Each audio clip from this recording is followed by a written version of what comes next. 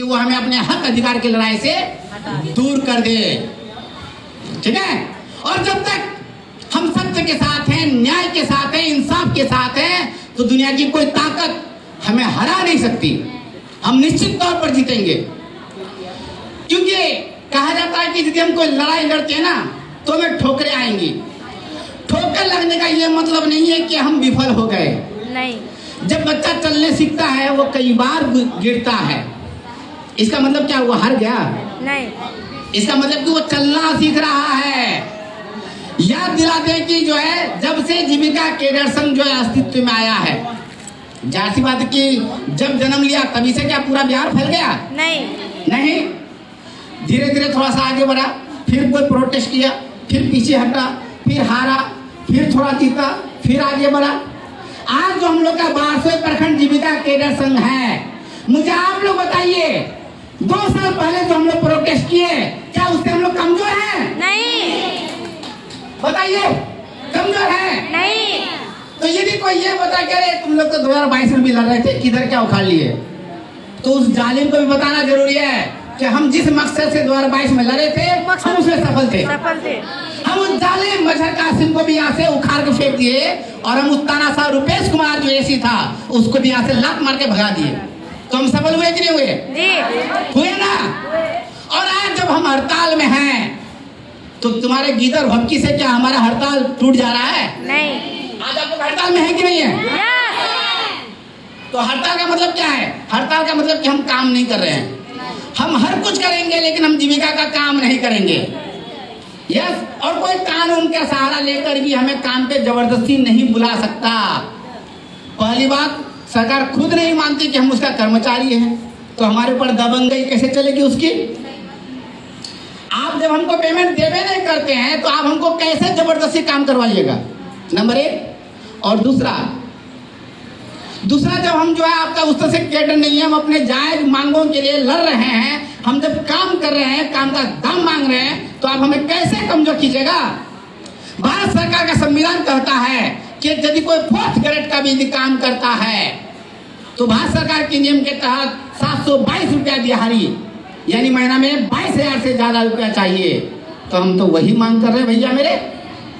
तो हम बताओ हमारी मांगे कैसे असंवैधानिक हो गई? बताइए कि हमारी लड़ाई कैसे गैर कानूनी हो गई? जो तानाशाह जो तुम कहते हैं कि भाई तुम लोग को सीएलएफ बंद करने का हक नहीं है।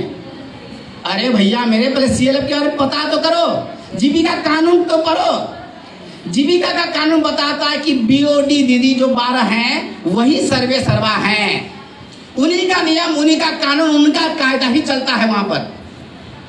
यदि डीपीएम की टीम आ जाए और यदि बीओडी कहे कि हम ताला नहीं हटाएंगे, ताला नहीं खोलेंगे, तो वो नहीं खोल पाएगा।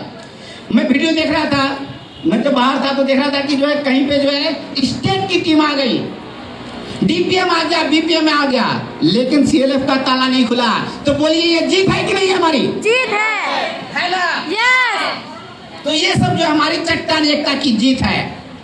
हाँ, कुछ दीदियां जो है कमजोर पड़ जाती हैं, सोचते कि बाबरे फलना तो काम करती है, हम यदि नहीं करेंगे तो हम नजर में लग जाएंगे, कहीं मेरा नौकरी यदि खत्म हो जाए।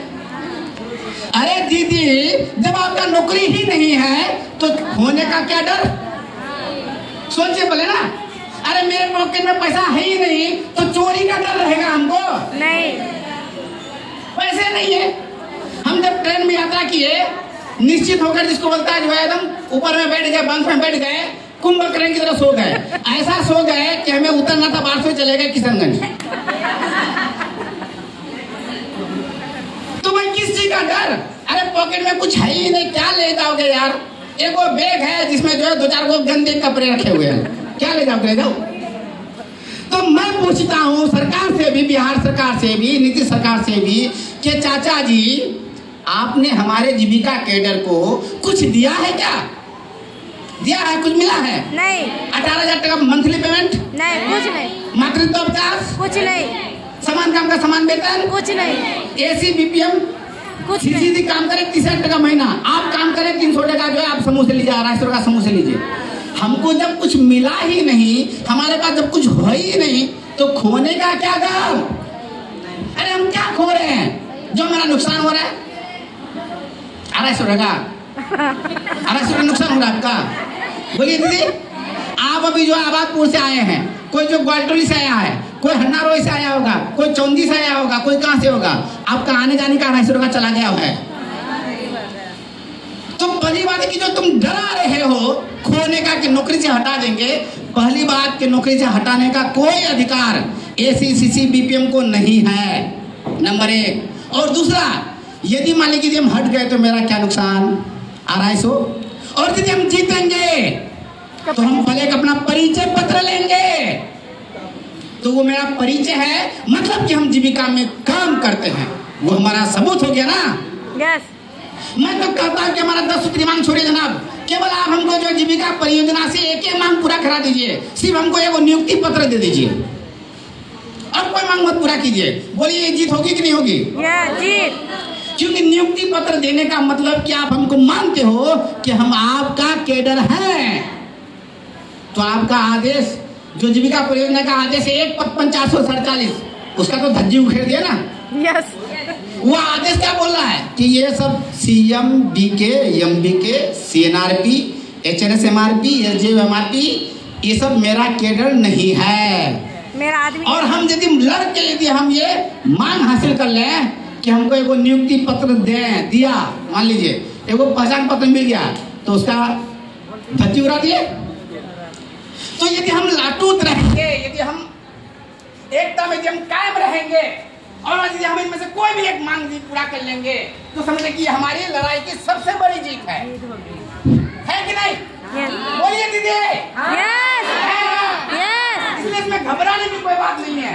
कौन काम कर रहा है और कौन काम नहीं कर रहा है, इससे कोई फर्क नहीं पड़ता। फर्क ये पड़ता है कि हमारा हड़ताल चल रहा है, फर्क ये पड़ता है कि हमारा हड़ताल है, फर्क ये पड़ता है कि हमारा हड़ताल पूरे बिहार में है।